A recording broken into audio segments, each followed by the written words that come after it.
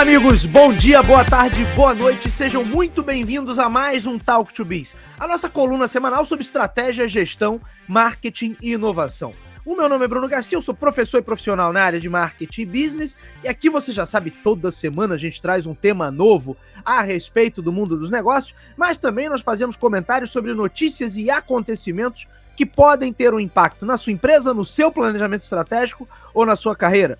Lembrando sempre que esse podcast está disponível nas principais plataformas da atualidade. Estamos em todas elas, basta você buscar por Talk, o número 2 de Biz, na sua plataforma de podcast predileta, que vai nos encontrar, ou também a versão em vídeo, Talk to Biz, em vídeo, diretamente no nosso canal no YouTube. Vale a pena vocês darem uma olhada nesse material que a gente publica também no YouTube. E hoje vamos falar sobre economia, quais são as perspectivas para 2025, o que a gente pode esperar desse cenário, o que a gente pode esperar de inflação, de câmbio e de uma série de outras coisas. E para isso eu trouxe o nosso amigo economista de todas as horas, ele andou um pouco sumido, mas ele está de volta, professor Fábio Neves. Fábio, seja muito bem-vindo ao Talk to Biz, meu amigo. Excelente estar aqui com vocês. Quero agradecer a oportunidade de estar dividindo esse programa aqui com o Bruno, que me convida e com muito prazer estou aqui falando com vocês. E vamos falar de economia. Na verdade, nós vamos falar de alguns pontos que são extremamente sensíveis para o nosso dia a dia. Esses pontos são inflação. Opa, tá mordendo aqui meu calcanhar, né? O dólar tá tornando aqui mais caro ou mais barato aqui o meu produto. Desemprego é algo que afeta as pessoas e dá essa aflição, não é verdade? E aí eu me lembro daquela música, Um homem sem emprego, O homem não tem honra, E sem a sua honra. Opa, eu me lembrei do Fagner aqui cantando. Não vou me atrever a cantar porque sou péssimo. Varejo e o e-commerce. Então, são pontos que inflação, dólar, desemprego, varejo e e-commerce. 5 pontos que vão ser abordados aqui nesse bate-papo. Evidente que são previsões, são possibilidades que eu vou estar discutindo com vocês. Os números que nós vamos estar discutindo aqui, eles são todos balizados por fontes aí oficiais. Aí o Bruno pode estar também... Eu vou deixar, Fábio, eu vou deixar os links todos que a gente está usando na descrição do episódio para que vocês possam conferir esse conteúdo original. Então, isso aí. As reportagens que a gente está usando, ou números oficiais também, tem link aqui do site do Banco Central, do Bacen. Então, assim, vamos deixar todos os links na descrição para que as pessoas possam conferir, para não dizer depois, Fábio? De onde vocês estão tirando isso? Vocês estão falando, a gente não está inventando nada, não é nada da nossa cabeça. O que a gente faz aqui é analisar criticamente. Aí é a nossa responsabilidade, Fábio?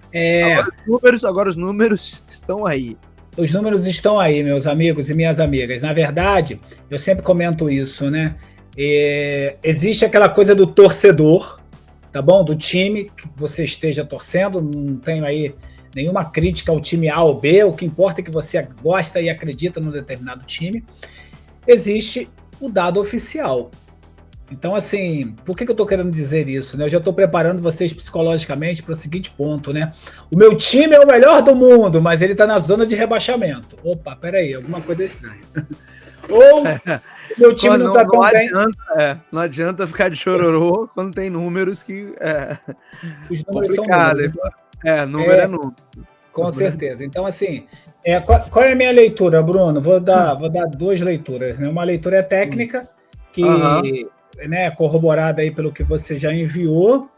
Os números são muito bons macroeconomicamente, mas a economia e a política andam juntos. Então, andam juntas, Então, o que ocorre?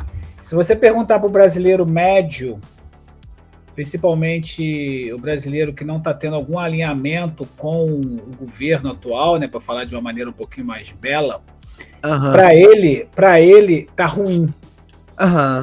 Para ele tá muito ruim, para ele tá péssimo, entendeu? Assim, a gente está vivendo uma situação muito conflitante. O governo ele tem conseguido entregar bons números macroeconomicamente, o emprego está baixo, a inflação está apertando aí, a inflação principalmente dos alimentos está apertando, mas existe aí todo um movimento para poder contornar isso. Uhum. Desemprego aí no nível baixo, né, recorde, né, historicamente falando. Mas se você perguntar para as pessoas, tá ruim, não melhorou, tá isso, tudo caro, sabe? Eu não estou também dizendo aqui que, né, as pessoas têm que concordar com tudo, mas isso para mim é uma prévia do que vai ser 2026, entendeu? Porque as pessoas não deixaram de ser polarizadas e as pessoas não mudaram de opinião.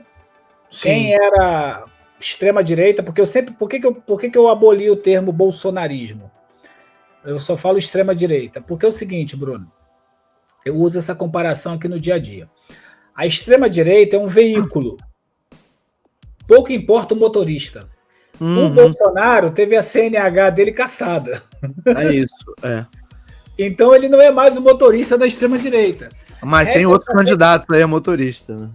Vai ser outro candidato aí. Então eles vão se degladiar internamente, até porque o que ocorre?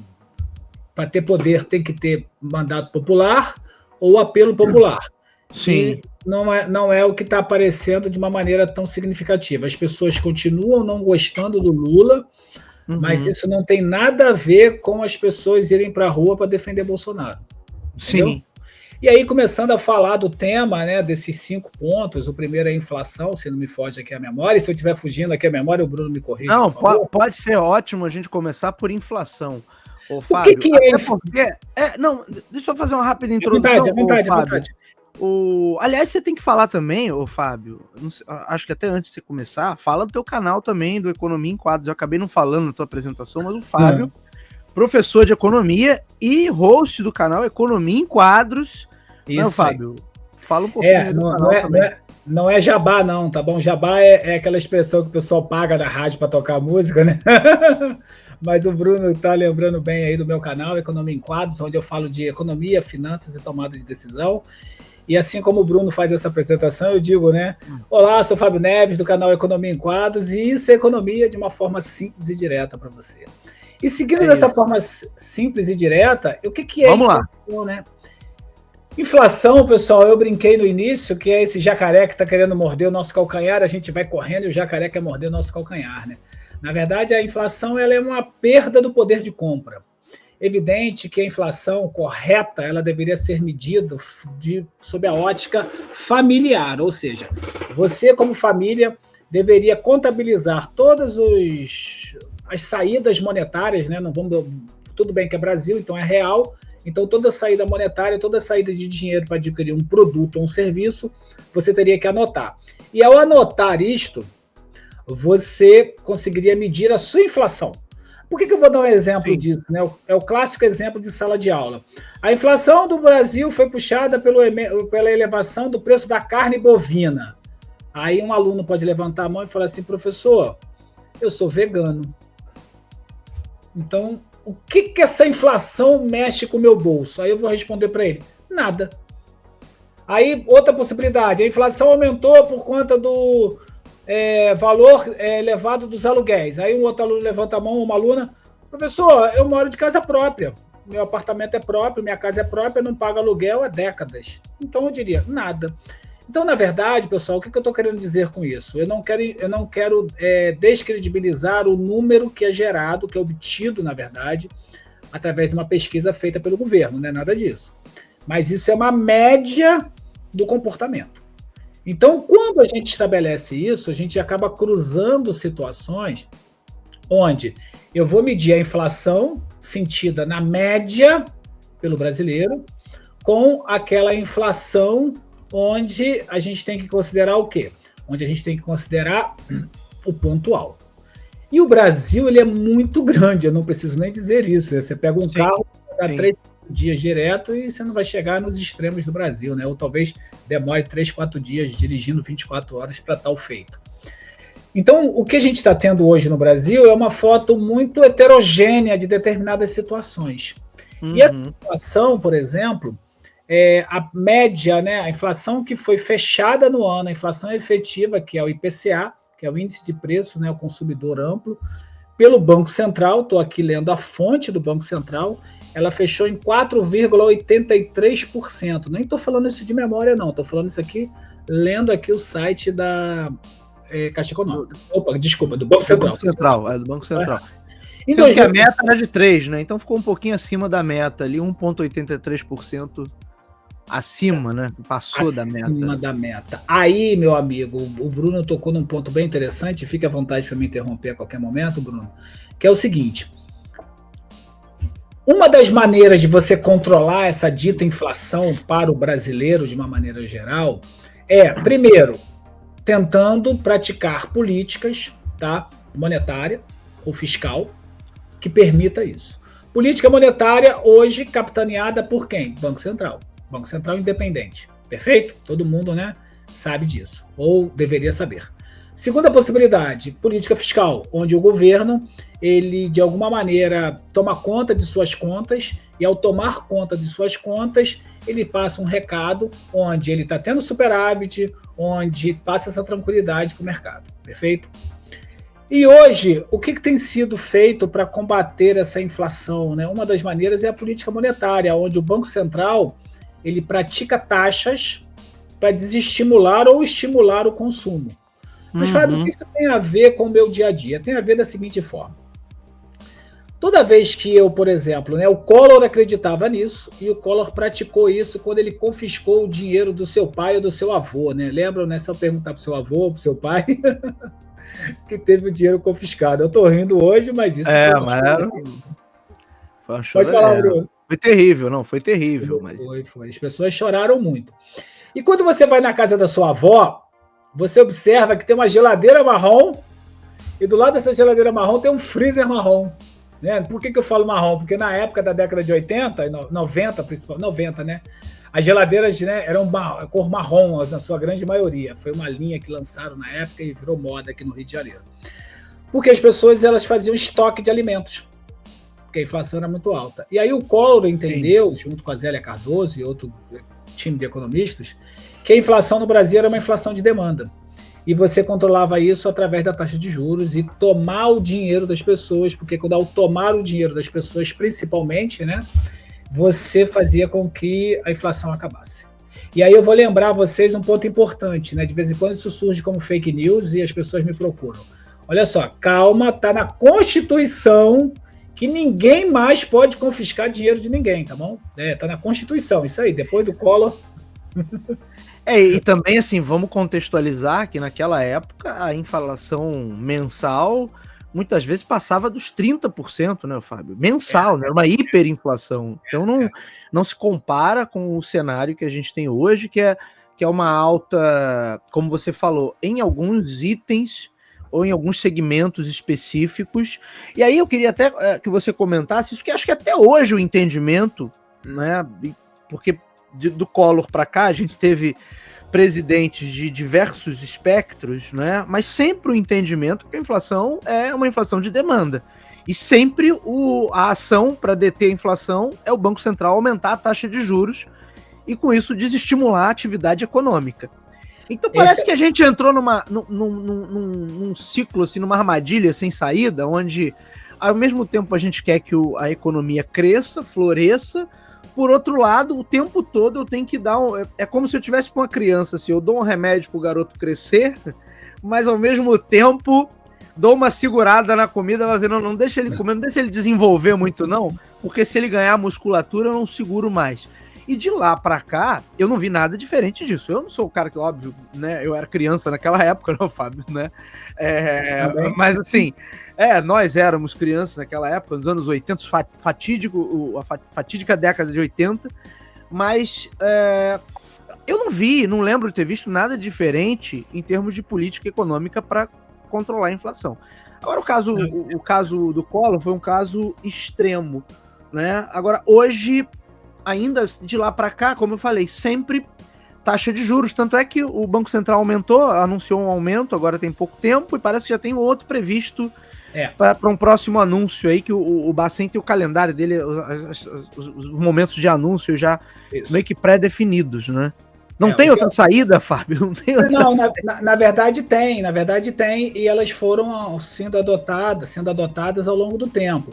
Uma delas é o seguinte: o governo fez isso através do BNDES, né, e outras fontes de fomento da indústria, onde, por exemplo, o governo estabeleceu a estratégia das campeãs, onde o grupo, né, que hoje é a JBS, adquiriu a Swift.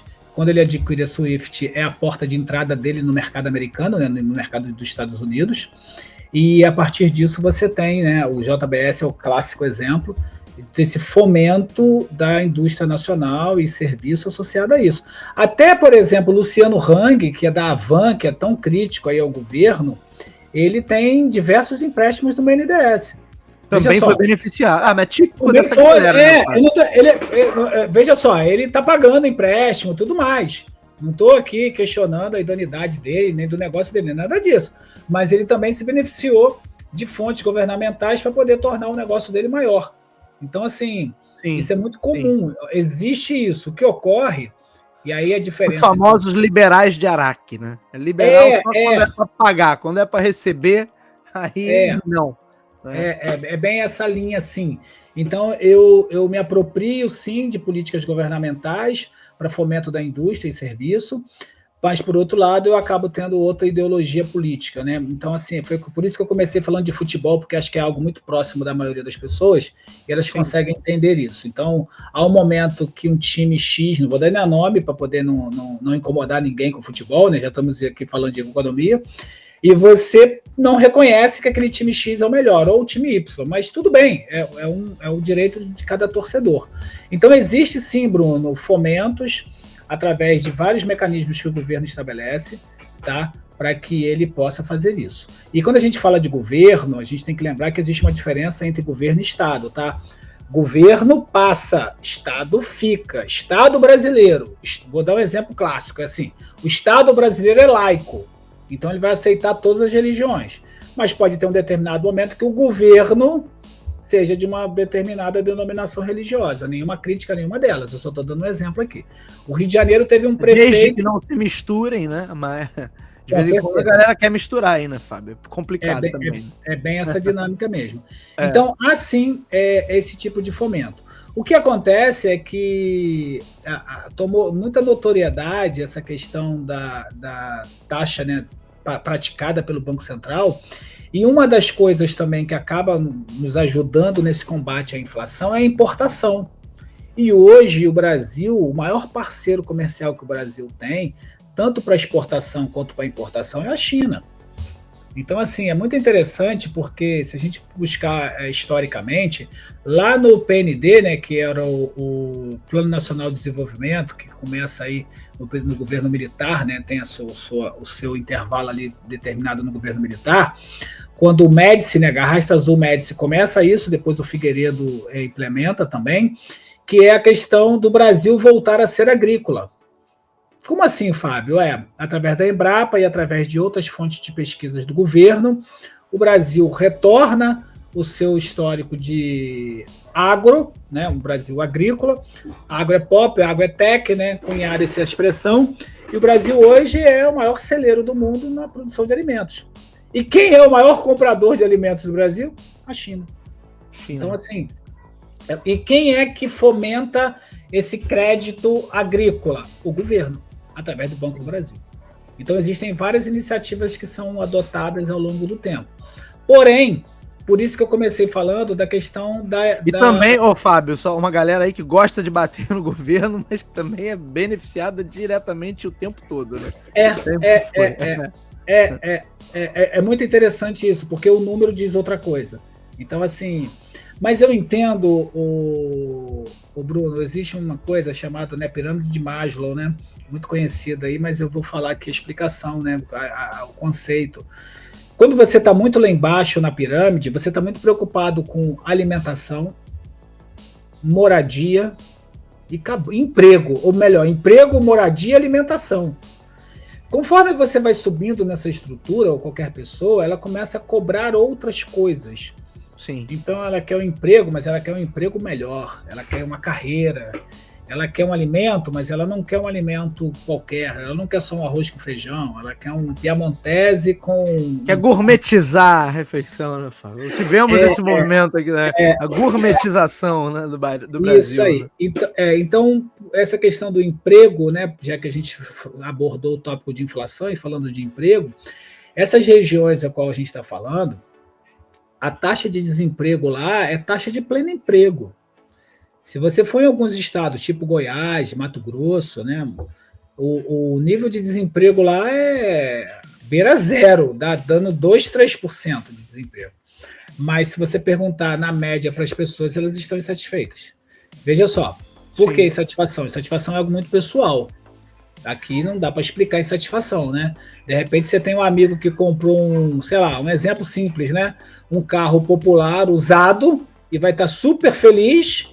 E de repente você tem outro amigo que comprou um carro importado 0 km e está sofrendo de infelicidade.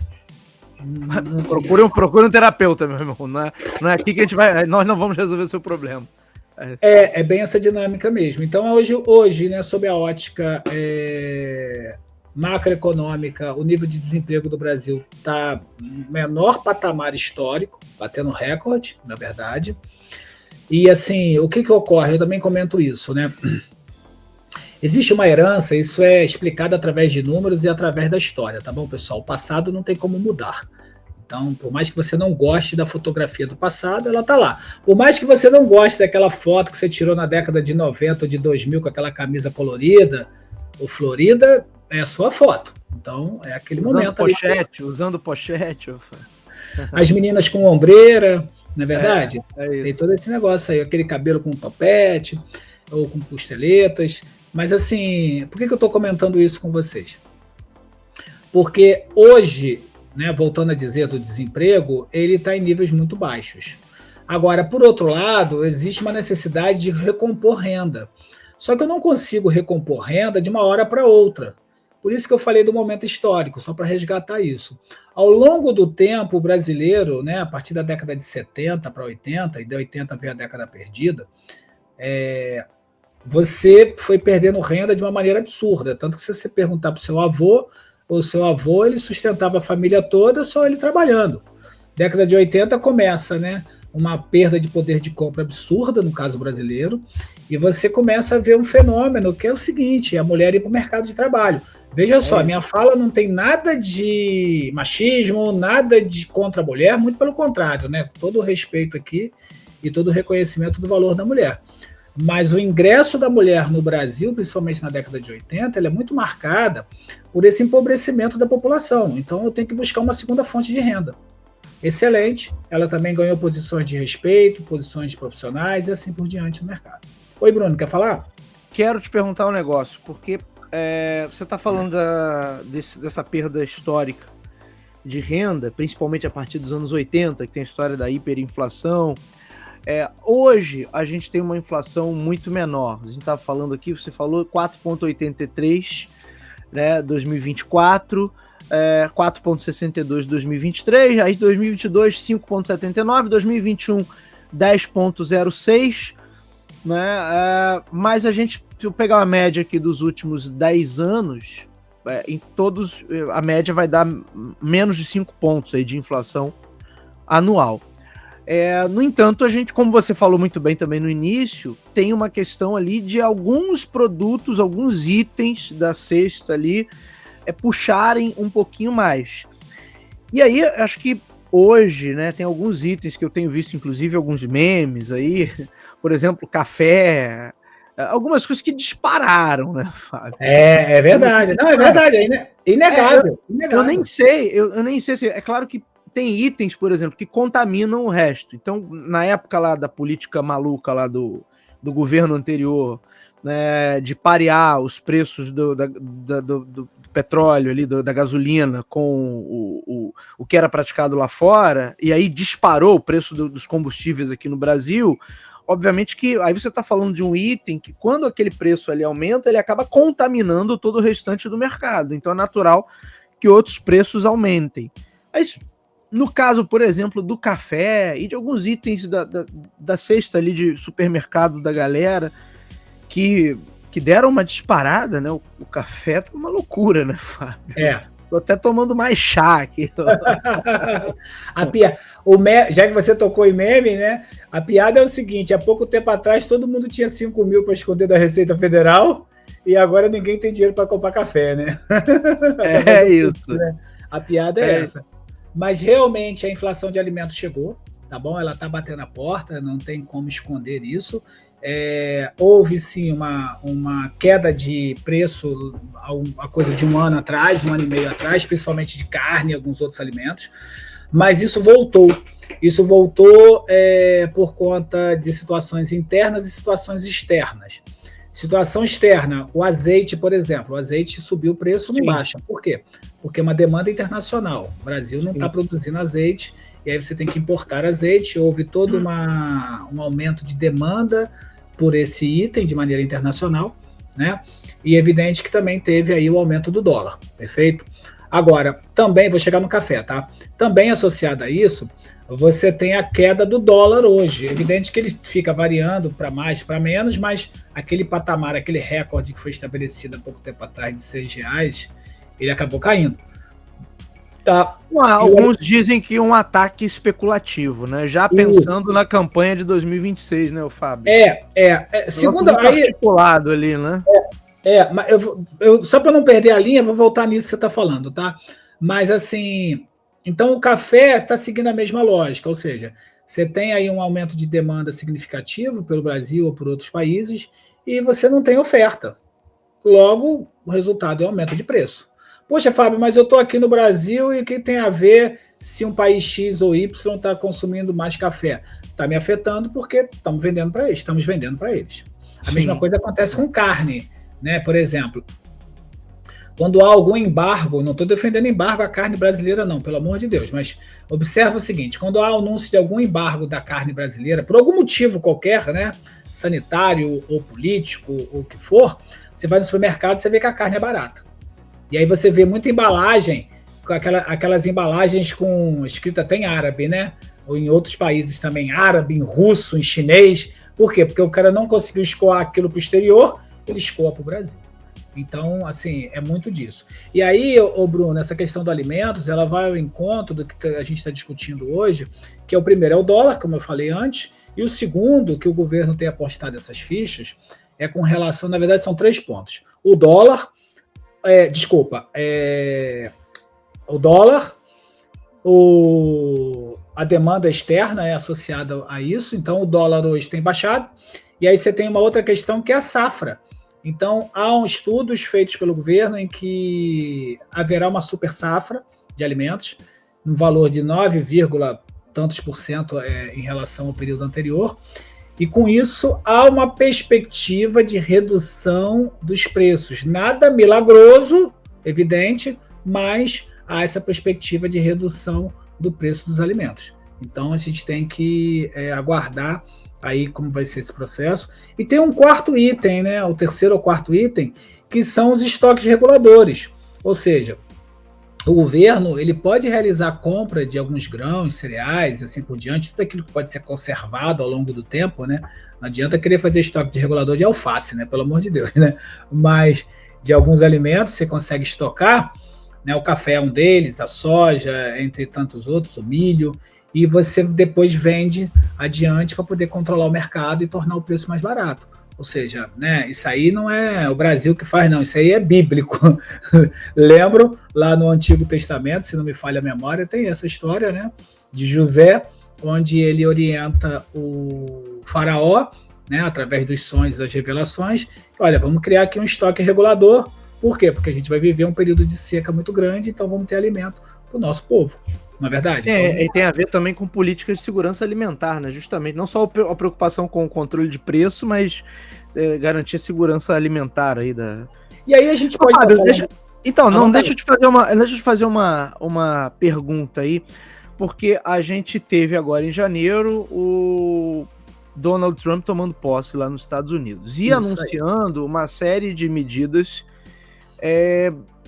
Vamos dizer assim, de endurecimento nas relações de comércio com outros países.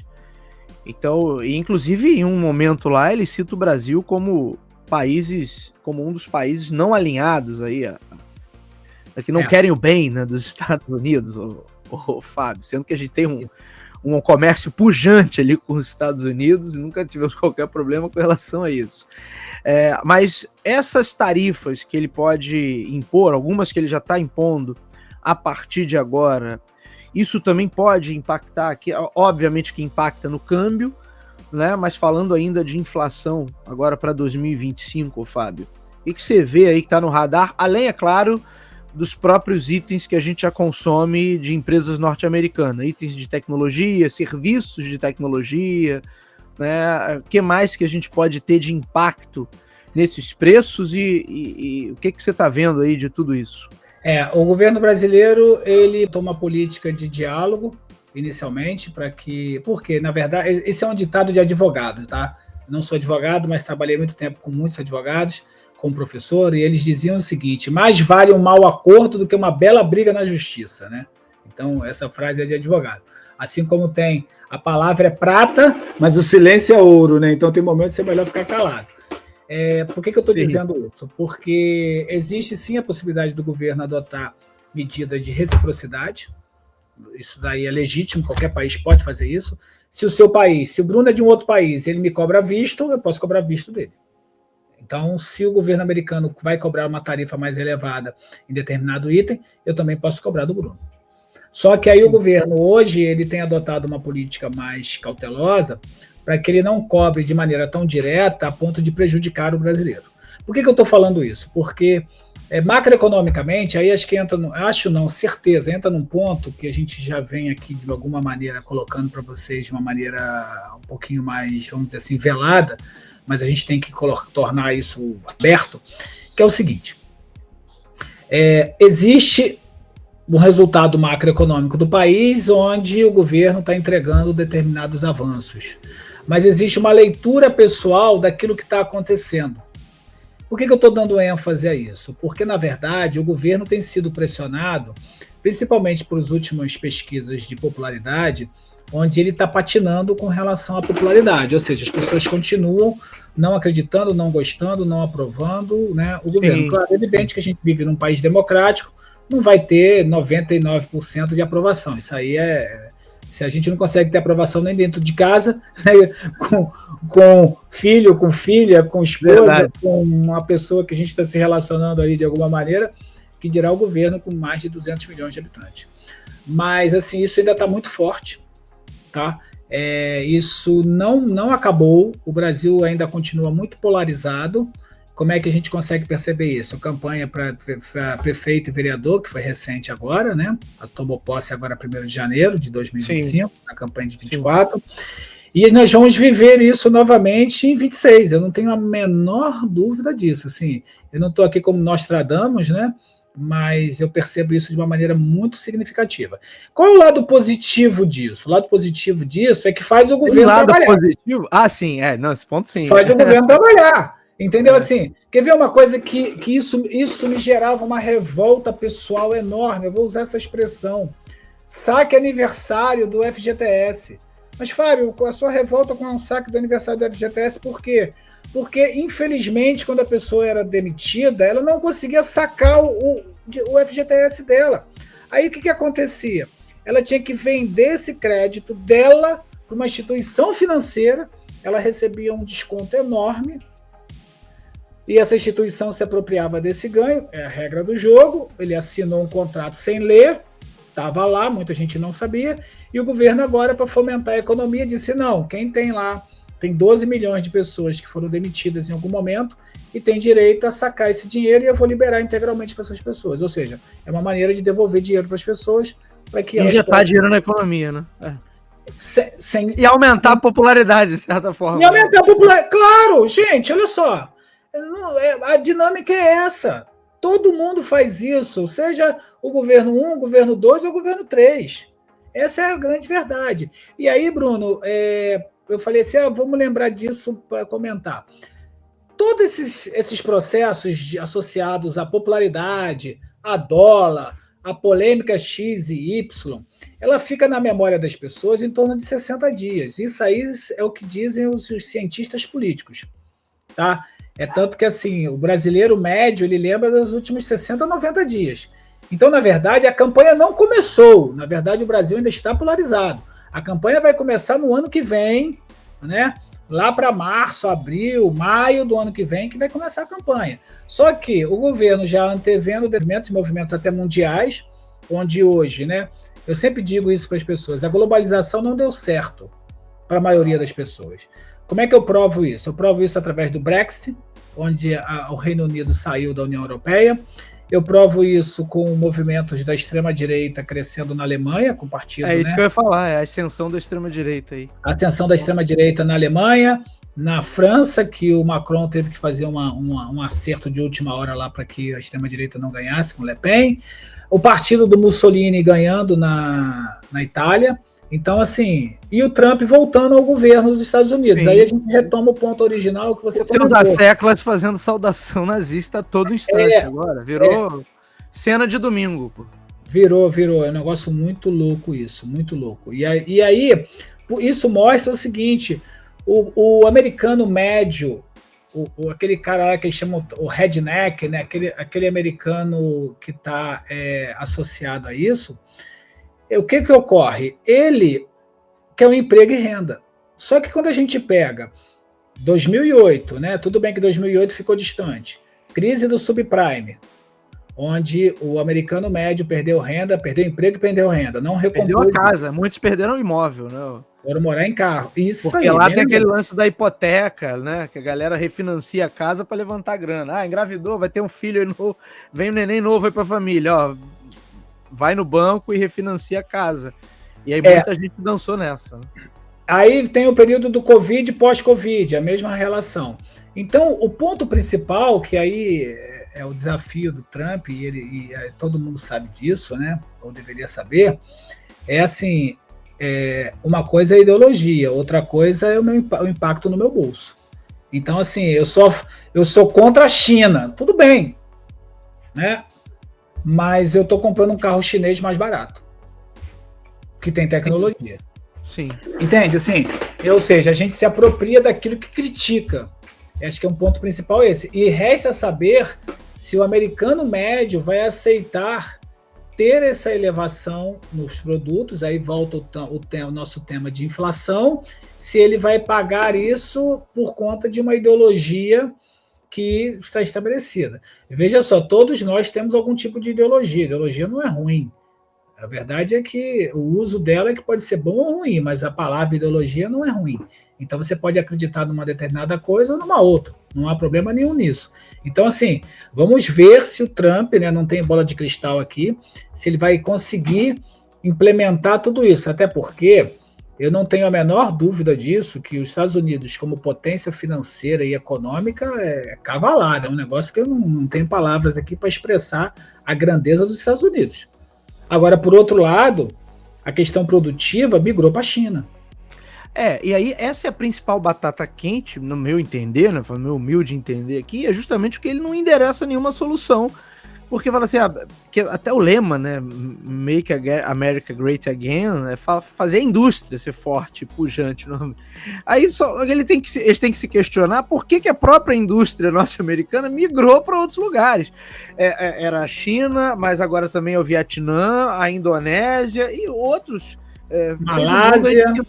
Assim, não foi uma imposição por fatores externos. A própria indústria norte-americana que migrou para outros lugares para pagar menos, para não ter que pagar tão alto por um trabalhador norte-americano. E isso aí é a única coisa que ele não endereçou, né? Ele fica é a estratégia do populista, né, o Fábio. Vai ficar fazendo suas ações circenses ali, mas aquilo que ele tem de fato para resolver até agora, nada. Mas tudo bem, né? A galera lá escolheu ele, se virem com ele lá. É o desafio, porque, por exemplo, você falou de lugares muito longe, mas eu vou lembrar de um pertinho, né? A parte da indústria automobilística americana migrou para o México. Sim. E eles já viveram esse dilema, Fábio, só um parênteses aqui, eles já viveram esse dilema nos anos 80 com os japoneses, né? Lembra? A invasão dos carros japoneses quebrou Detroit, e ninguém salvou Detroit. Então esse cara que tá amargurado ainda com a história de Detroit, E já tiveram N governos republicanos, e ninguém salvou Detroit, né? Então entrou Toyota, entrou Honda, depois Nissan, e agora são os carros chineses que eles vão embarrear, mas aí falando de segurança nacional. Imaginem, Fábio, se eles bloquearam ou querem bloquear o TikTok, que dirá um carro da BYD cheio de câmeras e sensores para todo lado, né? Então é um grande desafio hoje nesse mundo polarizado. E tem um outro ponto, tem um outro tempero, o Bruno, que é muito, vamos dizer assim, vivo, que é a questão da inteligência artificial, né? Isso daí, pessoal, não sou eu que estou falando não, tá? Pode procurar na internet. Houve uma divulgação que o pior emprego que existia do mundo era trabalhar num galpão da Amazon, né? Onde você tinha lá centenas de funcionários separando pedidos, lotes, e aquele funcionário tinha um aplicativo que o estadunidense, que o trabalhador, ele ganha por hora de trabalho. Então, se ele perdesse a partir de determinados minutos nesse trajeto, seria descontado no salário dele do dia. E aí aquilo tomou uma repercussão muito grande nos Estados Unidos, que as pessoas estavam associando isso a condições muito insalubres. O cara andava lá, vamos dizer, quilômetros dentro do galpão, vai para um lado, vai para o outro, vai para um lado, vai para o outro, pega, separa, para que você possa receber a sua embalagem em casa, né, com aqueles produtos que você comprou da Amazon. E aí o CEO tomou uma decisão: vamos acabar com o problema. E sabe como é que ele acabou com o problema, Bruno? Sabe, né? Eu tô sabendo. Mas conta aí pra galera. Ele simplesmente fez o seguinte: tornou o trabalho robotizado. Inteligência artificial e robô. E gerou centenas de desempregados. Agora, realmente, os americanos que estão lá, os imigrantes legais ou ilegais que estão trabalhando, não vão ser mais expostos àquela condição insalubre de trabalho. Porque, na verdade, não existe mais aquele trabalho. Então, assim, esse boom que a gente está vivendo de inteligência artificial é realmente ter a ausência do ser humano como trabalhador. Veja só, eu não estou aqui acreditando que o mundo vai voltar e nós vamos usar máquinas de datilografia, né? Nada disso, tá bom? Mas existe esse tempero aí, né? Usando uma expressão aí de culinária, que como é que eu vou lidar com isso? Como é que eu vou gerar emprego e renda, já que o computador, a inteligência artificial, a robotização está cada vez mais intensa? Então isso é um desafio mundial, tá? Sim, quer dizer, e a tendência é que você corte mais postos de trabalho, né, ao invés de criar mais postos de trabalho.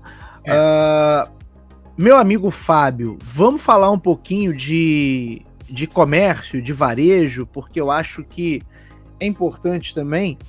A gente teve, acho que um ano de 2024 bom para o comércio aqui no Brasil, então eu te mandei até ontem, né? Natal foi o melhor faturamento aí dos últimos 5 anos, o índice Cielo, né, do varejo, shoppings registraram o melhor faturamento no Natal em 5 anos, índice Cielo de varejo ampliado mostram que os brasileiros gastaram 5,94 bilhões de reais, e temos números de e-commerce também. E-commerce fatura 204,3 bilhões no Brasil em 2024, Fábio. Foi um crescimento de 10,5%. Então, voltou aquela história que eu estava brincando com você no começo, Fábio, é pro garoto crescer e desenvolver a musculatura, ou é pro garoto continuar franzino? Porque aí vem o Banco Central e toma-lhe taxa de juros. Mas peraí, o negócio não está acelerando, e se eu estou acelerando, eu gero mais emprego. Então, a gente fica nessa, mas enfim, eu já vi que isso é na verdade, tudo sempre. Né?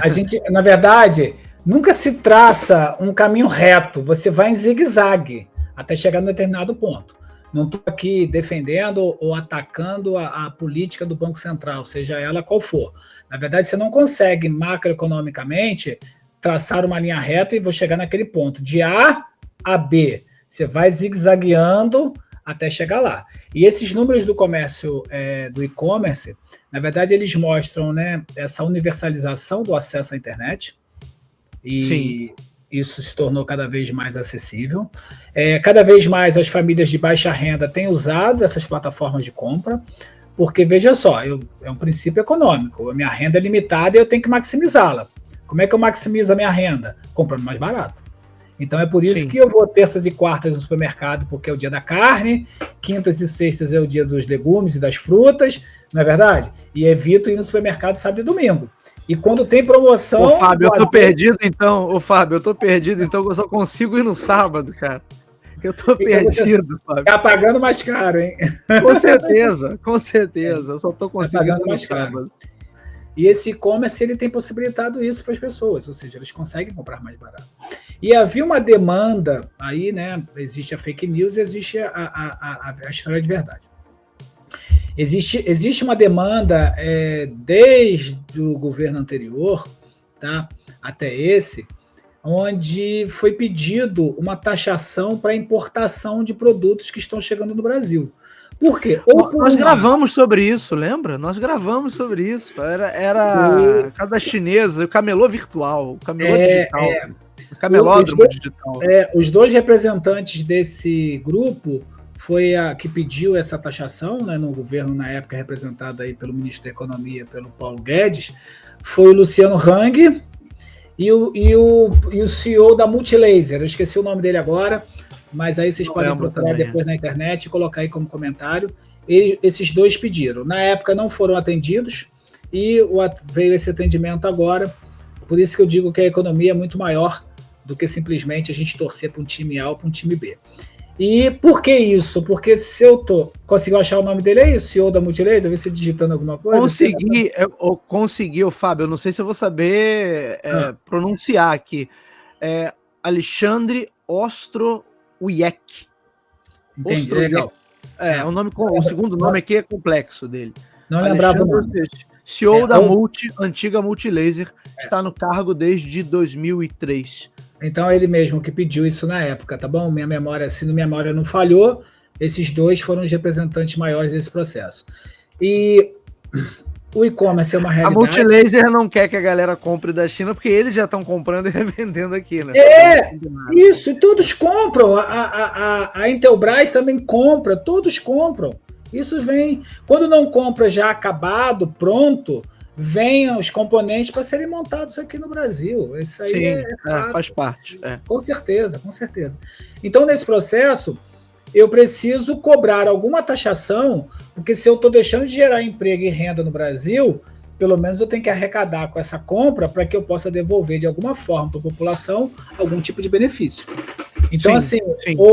Houve elevação dessa venda, principalmente para as camadas mais, né, da base aí da economia, a classe C e D, por esse acesso à internet e tudo mais, e também por essa necessidade econômica de fazer a renda maximizar.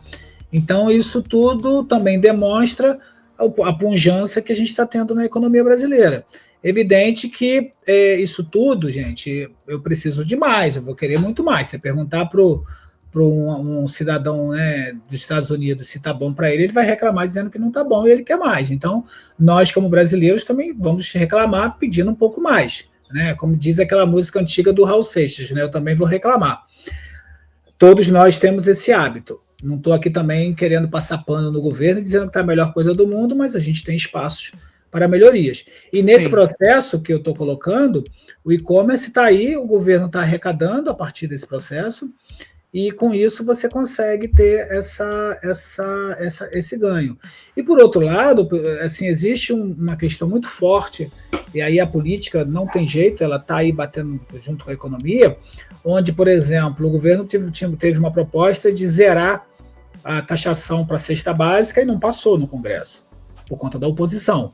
Existe também a outra questão, que é o seguinte: essa campanha foi feita pela Tebet, se não me falha a memória, quando veio candidata a presidente da República, que era tornar, né, se eu estiver falando besteira, por favor, me corrijam aí, que é isenção de imposto de renda para quem ganha até R$5 mil.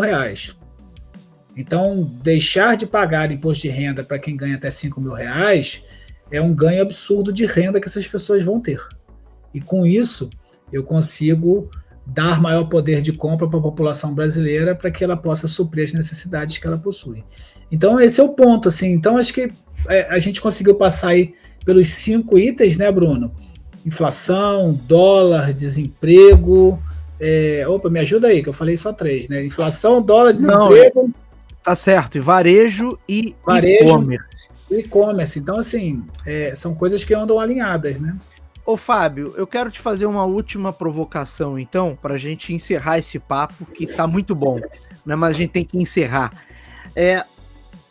No geral, então, a gente pode dizer que, do ponto de vista econômico, a gente teve um 2024 interessante, não foi um ano mágico, né? Não foi o Eldorado, mas foi um ano de bons resultados.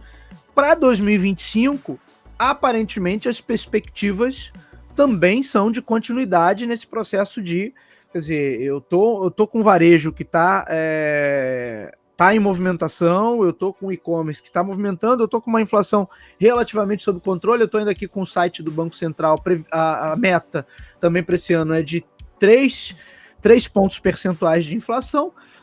Provavelmente a gente vai ficar acima da meta, como foram em todos os anos anteriores, mas pouca coisa acima da meta. Então a gente tem uma perspectiva positiva, porém você estava me lembrando de um fato que é importantíssimo, né, de um fator que é importantíssimo nessa conta, que é a questão da polarização política. Quer dizer, você estava explicando brilhantemente sobre a conexão aí entre economia e política. Queria que você falasse mais um pouquinho sobre isso. E perspectiva de fato para 2025. Só então, começando bem rápido em 2024, macroeconomicamente foi muito bom, os indicadores estão aí mostrando isso. Evidente que existe um senso comum do brasileiro que não tá bom, que não tá legal, que tem que melhorar, que a carne tá cara, que não sei o que tá caro. Tudo bem, acho que isso faz parte do processo. E eu acredito que 2025 será um ano onde o governo precisa dar uma resposta para a população. Resposta principalmente a esse grupo de pessoas que estão insatisfeitos. E, historicamente, também isso quem dizem são os cientistas políticos. Todo governo que ganha apertado, ele tende a fazer um bom mandato, porque ele precisa mudar a opinião das pessoas. E as pessoas mudam de opinião. Eu não mudo de opinião. Pega a tua foto antiga e olha a tua foto de 2, 3 anos atrás, se você acha aquela camisa tão bonita quanto hoje. Então as pessoas sim mudam de opinião, né? Claro, algumas coisas não, mas futebol nunca vi ninguém mudar de opinião, mas já vi mudar de opinião de religião, as pessoas mudam de religião, já vi as pessoas mudarem de opinião com relação a algum resultado econômico ou não, tá bom? Mas quais são as minhas interpretações, né, para 2025? Pressionado aí pela essa questão popular, o governo deve buscar outras soluções para que torne aí a vida do brasileiro mais amena, mais tranquila, tá? Para que haja esse processo. Há uma necessidade muito grande de comunicação com as pessoas. Isso daí a extrema-direita faz de uma maneira muito interessante, ela consegue chegar nas pessoas, e hoje os governos de centro-esquerda ou de esquerda não estão conseguindo fazer isso, isso é um fenômeno mundial. Tá? Haja vista o exemplo aí do negócio do Pix, né? Que foi aqui, ó. Aquela correria, né? Exatamente. Mas vamos lá, segue aí, Fábio. Então, assim, eu acredito que o ano de 2025 ele deve trazer aí bons números para a gente sobre a ótica macroeconômica. Eu não vou aqui definir posição política de quem está assistindo, porque aí talvez você mude ou não de opinião, mas eu acredito que o governo ele está sendo pressionado e ele sabe disso. E ele tem visto movimentos internacionais onde a extrema-direita tem retomado posições onde ela havia perdido antes. E o maior exemplo que a gente está tendo agora é o retorno do Donald Trump, onde ele, se fosse brasileiro, nem poderia se candidatar porque ele estaria com a ficha suja, porque ele tem várias condenações, né, já tramitada e julgada, como dizem os advogados, e ali ele teria a ficha dele suja. Mas virou presidente dos Estados Unidos. A sentença dele foi adiada, né, segundo lá um tribunal americano, não tem nem muitos detalhes para falar sobre isso, mas retornou ao governo. Então, assim, é um desafio que o governo tem e, por outro lado, a gente tem essa intenção da extrema-direita retornar ao poder. Eu não tenho dúvida de que o Brasil é um país de direita, eu não tenho a menor dúvida disso. Se você olhar historicamente votações de governo, de candidatos, de representantes da direita, elas sempre foram muito expressivas no Brasil, tá? Por outro lado, a gente está tendo esse fenômeno no que é a extrema-direita. E é evidente que a extrema-direita traz consigo a questão daquilo que ela acredita como política econômica. Por isso que eu estou tocando nesse assunto. Ah, você também gosta de política? Claro, eu também gosto de política. Todo economista gosta de política, porque são coisas que andam juntas. Não dá para eu, como uma pessoa de extrema-direita, acreditar que haverá, por exemplo, empresa estatal. Então, se eu sou um funcionário de uma empresa estatal ou de economia mista, eu tenho que saber o seguinte: eu defendo o governo de direita ou de extrema-direita, mas a pauta dele é a privatização das empresas estatais. Ah, eu quero que privatize. Tudo bem, meu amigo, eu não trabalho numa empresa estatal nem numa empresa de economia mista. Mas, se eu fosse trabalhador de uma empresa dessa, olhando para o meu interesse pessoal, eu teria algum receio. Eu não votaria nesse espectro político, né? Sim, eu tenho um amigo que é de uma empresa estatal e ele fala: cara, eu não gosto do governo tal, mas eu vou votar nele porque eu sei que ele não vai vender a empresa que eu trabalho. Agora eu sei que o outro vai vender a empresa. Né? Assim, sem querer fugir do assunto, mas voltando, na verdade, ao assunto, por isso que eu acredito que essa polarização ela é muito forte. E por isso que eu acredito que o governo ele vai ter que dar respostas para que 2025 seja um ano bom e que 2026 seja melhor ainda. Por quê? Porque ele tem o interesse em continuidade do poder. E qualquer governo tem isso, mesmo que seja uma prefeitura do interior do Brasil, sem diminuir a importância dessa prefeitura, ou um governo estadual, ou um senador, um vereador. Todo mundo quer se perpetuar no poder. É muito normal isso. Todo mundo deseja esse tipo de coisa. E é por isso que, nessa questão da memória, como eu falei, por isso que se dá remédio amargo no início. Então, por exemplo, o prefeito de Cabo Frio, que assumiu aqui no Rio de Janeiro há pouco tempo, está na internet, vocês podem procurar. Ele tem dado vários remédios amargos para os comerciantes e para a população, mas no sentido de dar um choque de ordem pública. E por que ele está fazendo isso? Porque, na verdade, ele quer aplicar tudo que entende que é forte no começo. As pessoas vão esquecer isso ao longo do tempo, e daqui 1 ano, 2, 3, se ele vier candidato a alguma outra coisa, as pessoas já esqueceram que ele fez esse negócio. Até porque aquilo que é vantajoso para mim não necessariamente é vantajoso para o Bruno. Se eu sou barraqueiro em Cabo Frio, né? Se eu sou o cara da barraca e perdi espaço ali na areia, porque eu não posso mais ocupar com a minha barraca, eu, como turista, acho maravilhoso. Agora, se eu fosse o cara da barraca, eu ficaria extremamente satisfeito. Sim. Então, veja só, nesse duelo de forças, nós, como população, temos que ganhar. Não estou defendendo lobby nem conluio de ninguém, mas esse é o ponto principal. Então, só para fechar com vocês, acredito que 2025 deve ser um ano muito bom sob a ótica macroeconômica, até porque o governo vai ter que se movimentar, ele tem aí esse jacaré, né, usando essa expressão, tentando morder o calcanhar dele. 2025 vai ser um ano muito forte, porque a gente também tem muitas decisões aí no campo do judiciário, né, saindo. Vamos ver o que vai acontecer nesse aspecto. E a gente também tem essas questões internacionais, como a implementação dessas políticas do Donald Trump e de outros países. Vamos ver a ação e a reação de cada um deles. Acho que o ponto principal é esse. Ô, Fábio, obrigado aí pela sua participação. Muito tempo que você não participava aqui no canal. Que você volte mais vezes, meu amigo, e ao longo de 2025, para a gente falar aí dos cenários, das situações mais ligadas à economia. Agradeço ao meu amigo Fábio Neves e agradeço a você que está nos ouvindo ou está nos assistindo. O Talk to Biz, você já sabe, está disponível nas principais plataformas de podcast da atualidade e também no YouTube. Você pode acessar diretamente os nossos endereços virtuais, talktobiz.com ou talktobiz.com.br. É isso, meus amigos. Um abraço para o meu amigo Fábio, um abraço para vocês. Voltamos na semana que vem. Um abraço, valeu, até logo.